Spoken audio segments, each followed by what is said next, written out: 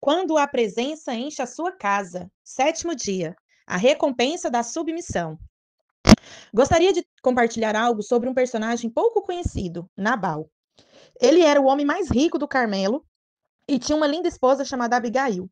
A Bíblia diz que ela era muito bonita. Esse Nabal era tão orgulhoso e cruel que, quando os homens de Davi estavam no deserto, seus homens protegeram os pastores de Nabal de serem roubados das suas ovelhas por ladrões. Mas quando Davi pediu comida a Nabal, ele disse: Quem é Davi? Por que eu deveria dar a ele a minha comida? E ele era um homem rico. Então Davi disse: Faça Deus o que lhe aprouver aos inimigos de Davi, se eu deixar ao amanhecer um só do sexo masculino dentre os seus. 1 Samuel 25, 22. Estou lhe contando isso para mostrar que Davi estava furioso e ia matar Nabal. Davi estava num momento difícil, ele estava farto, fugia de um rei que queria matá-lo, vagava pelos ermos e estava cansado. Ele ficou indignado com a ingratidão de Nabal e também por este pagar o bem que recebeu com o mal. Resumindo, Davi queria matar aquele homem, mas no caminho ele viu uma linda mulher descendo a montanha. Interceda pelo seu marido. Abigail, esposa de Nabal, ficou sabendo que a destruição era iminente em sua casa e, sem que seu marido soubesse, resolveu ir até Davi. Se seu marido é cruel e malvado, há coisas que você não deveria contar a ele. É bíblico. Eu sei que algumas pessoas não gostam que eu pregue isso e diga essas coisas, mas o marido dessa mulher não era um homem de Deus. Então, se você está fazendo algo de bom para a família, você deve seguir em frente. Muitas esposas jejuam e dizimam sem o marido saber. Essa mulher decidiu levar comida para Davi e seus homens, e quando chegou na frente de Davi, ela se prostrou diante dele. Abigail desceu do jumento, prostrou-se diante de Davi e trouxe muita comida para seus homens. Vamos ler essa passagem. Abra sua Bíblia em 1 Samuel 25. Precisamos ler todo o texto, porque é muito bonito como ela se dirigiu a Davi e como conseguiu detê-lo. Vendo, pois, Abigail a Davi, apressou-se, desceu do jumento e prostrou-se sobre o rosto diante de Davi, inclinando-se até a terra. Lançou-se-lhes aos pés e disse: Ah, senhor meu, cai a culpa sobre mim. Permite falar a tua serva contigo, e ouve as palavras da tua serva. Não se importe o meu senhor com este homem de Belial, a saber, com Nabal, porque o que significa o seu nome, ele é. Nabal é o seu nome, e a loucura está com ele. Eu, porém, tua serva, não vi os moços de meu senhor que enviaste. O nome Nabal, em hebraico, significa loucura. Abigail era como eu. Ela acreditava nos significados dos nomes.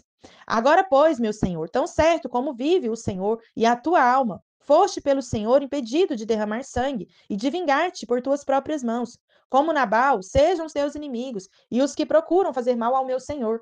Este é o presente que trouxe a tua serva, meu senhor. Seja ele dado aos moços que seguem ao meu senhor. Perdoa a transgressão da tua serva, pois de fato o Senhor te fará casa firme, porque pelejas as batalhas do Senhor, e não se ache mal em ti por todos os teus dias. Se algum homem se levantar para te perseguir e buscar a tua vida, então a tua vida será atada no feixe dos que vivem com o Senhor teu Deus. Porém, a vida de teus inimigos, este a arrojará como se a atirasse da cavidade de uma funda. 1 Samuel 25, do 23 ao 29. Essas últimas palavras são maravilhosas. Ele estava dizendo: Sua vida, Davi, está guardada no tesouro da vida de Deus. Isso é muito bonito. Agora veja as imagens de fé que ela deu a Davi. Mas a vida dos teus inimigos o Senhor lançará fora, como do fundo de uma funda. Ela estava falando a língua que Davi entendia. Ela estava lhe dizendo: Você não precisa lutar, deixe Deus lutar por você. Davi, já que você está guardado no baú do tesouro da vida, Deus o guarda e protege. Você não precisa proteger sua própria vida. Deus lançará seus inimigos para longe, como se fosse uma funda. Como Davi matou Golias? Ele foi o garoto que o matou. Ele foi o campeão de Israel aos 17 anos. E Abigail estava lembrando disso. Ela estava falando a língua dele. Então Abigail trouxe graça à vida de Davi. Não somente isso, ela também disse: E há de ser que, usando o Senhor contigo, segundo todo o bem que tem dito a teu respeito, e te houver estabelecido príncipe sobre Israel, então, meu Senhor, não te será por tropeço, nem por pesar ao coração sangue que sem causa vieres a derramar e o te haveres vingado com as tuas próprias mãos. Quando o Senhor te houver feito bem, lembrar-te-ás da tua serva. 1 Samuel 25, do 30 ao 31. Em outras palavras, ela disse: Se você matar todos os homens de Nabal e o próprio Nabal, quando um dia se tornar rei de Israel, você se lembrará e lamentará. Eu agi com raiva.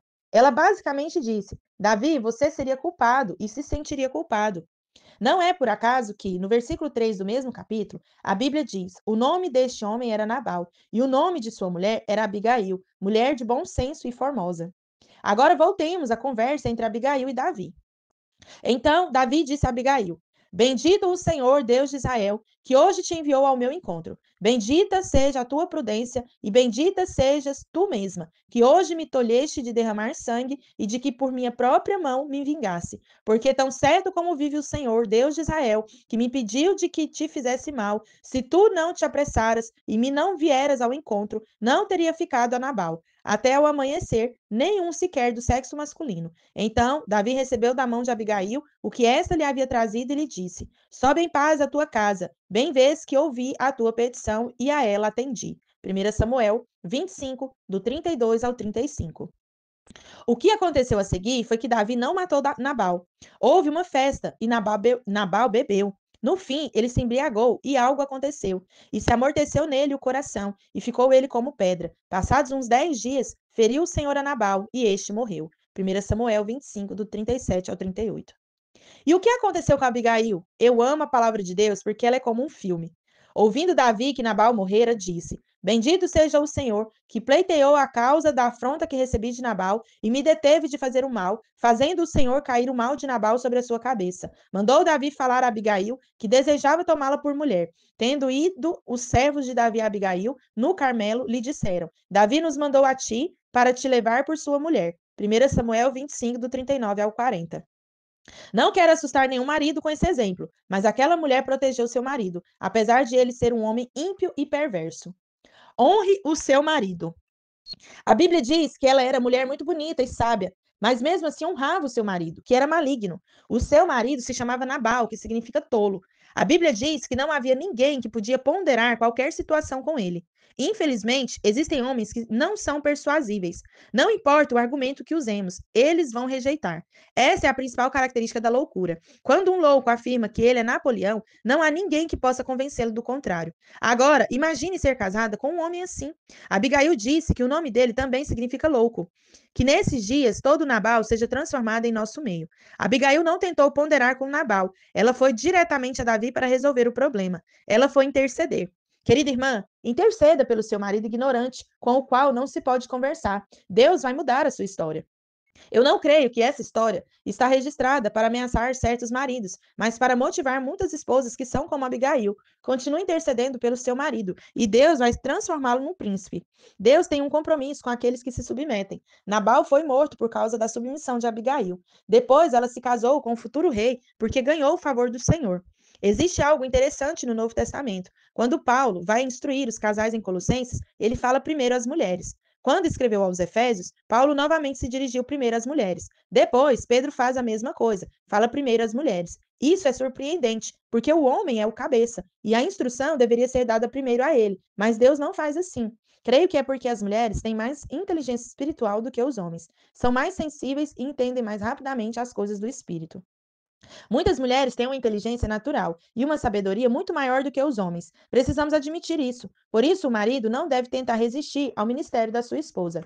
Em Romanos 16, 3, Paulo saúda Priscila e Áquila. Primeiro, ele enfatiza que eram seus cooperadores, ou seja, estavam envolvidos na mesma obra de pregação do evangelho. Além disso, Paulo diz que eles haviam arriscado a própria cabeça para que o apóstolo continuasse pregando. Áquila é o marido e Priscila é sua esposa. O nome deles é mencionado mais de uma vez no Novo Testamento. 3 vezes o nome do marido é mencionado primeiro e 3 vezes o nome da esposa é mencionado primeiro. Por que razão? Muito provavelmente porque o ministério que Priscila teve foi tão importante quanto o ministério que Áquila recebeu. O Espírito Santo é tão preciso que até inspira a sequência em que as palavras devem aparecer. No casamento, sabemos que o marido é o cabeça, porém, no ministério, às vezes a esposa tem uma obra mais relevante. Pode acontecer. Então, o marido não deve tentar reprimir ou limitar o ministério da mulher, e nem a esposa deve reivindicar uma posição. Fale com doçura. Abigail falou com Davi com uma língua suave. Isso foi para mostrar como uma mulher pode trazer graça a um homem. O homem é um lutador, é alguém que corre atrás de objetivos, é ambicioso, quer fazer carreira, mas a mulher precisa ser ouvida, e você ficará surpreso ao ver como uma língua suave pode quebrar ossos. A longanimidade persuade o príncipe, e a língua branda esmaga ossos. Provérbios 25, 15.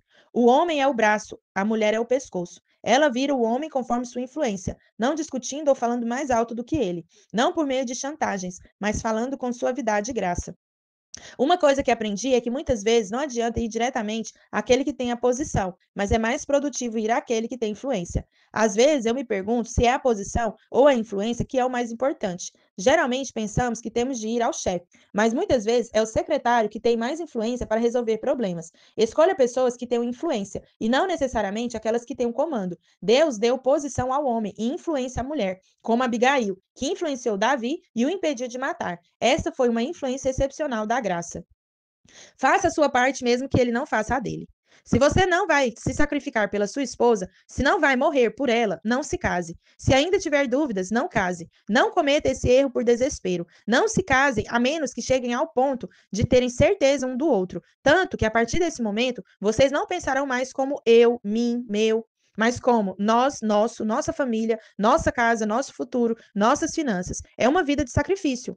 Você já sabe como Jesus amou a noiva? Maridos, amem sua esposa como também Cristo amou a igreja. E como Cristo amou a igreja, ele abriu os braços e amou a todos nós. Ele não disse, mulher, abaixe a cabeça e se submeta. Ele não fez isso. É o seu amor que leva à submissão.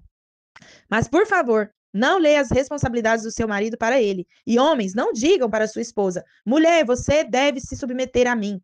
É assim que as lutas começam. Leia sua própria carta de amor que o seu pai lhe enviou. Não leia cartas de amor de outras pessoas. O amor leva à submissão e ela saberá se adaptar ou submeter-se a ele desde que ele a ame. Quando a esposa se submete, mesmo que o marido não agradeça, Deus vê a submissão. E o homem pode estar ocupado no trabalho, mas parará durante o dia e dirá: tenho uma esposa maravilhosa. Eu estava errado na minha decisão e ela sabia que eu estava errado, mas mesmo assim me acompanhou. Assim o coração do homem se derrete. Você tem Deus do seu lado. Sempre que você segue o caminho de Deus, ele não pode falhar. Certifique-se de que seu casamento seja construído sobre Cristo, a rocha sólida. Não coloque seu marido na posição em que toda a sua felicidade depende dele. Só Deus merece essa posição. Só Jesus merece essa posição. Se você colocar o seu marido no lugar de Deus, você ficará desapontada. Não se surpreenda quando estiver decepcionada. Todavia, se você colocar Jesus como a fonte de sua felicidade e considerar seu marido uma bênção dele, mas com as suas expectativas mais profundas no Senhor, então você ajudará seu marido com força e graça, em vez de exigir dele o que ele mesmo não pode dar, porque ele não é o seu salvador. Não trate seu marido como Deus. Ele não é Deus. Nunca deixe sua felicidade girar em torno de seu marido. E homens, o mesmo vale para vocês também. Todo homem quer ser admirado. Como Davi, as mulheres o admiravam. Abigail, de fato, disse-lhe: você é assim, Deus está com você. Sua vida será guardada na aljava dos vivos. Os homens gostam de ser admirados. Você sabe, muitos adultérios começam com a mulher admirando um homem. As pessoas perguntam: por que ele se casou com aquela? Por que a mulher sabe usar as palavras de uma forma que conquista o homem? Porque as mulheres sabe usar as palavras de uma forma que conquista o homem. A Bíblia diz: ela o arrastou com a doçura dos seus lábios. Provérbios 7, 21. Provérbios 7, 21 diz que a mulher adulta arrasta o homem com os elogios dos seus lábios. Elas vão até um homem e dizem: nossa, que bíceps fortes! E o homem pensa: faz muito tempo que não me dizem isso. É assim que tudo começa, com elogios sendo dados. Tudo começa de forma muito inocente, mas o homem quer ser admirado. Então, mulher, admire seu marido, valorize-o, ele vai amá-la. Não leia a instrução dele dizendo: Deus diz que você deve me amar. Dessa lição, não entenda mal o que estou dizendo. Não vá para casa orar. Ó Deus, mate meu Nabal e me dê um Davi. Deus pode transformar seu Nabal em Davi. Amém.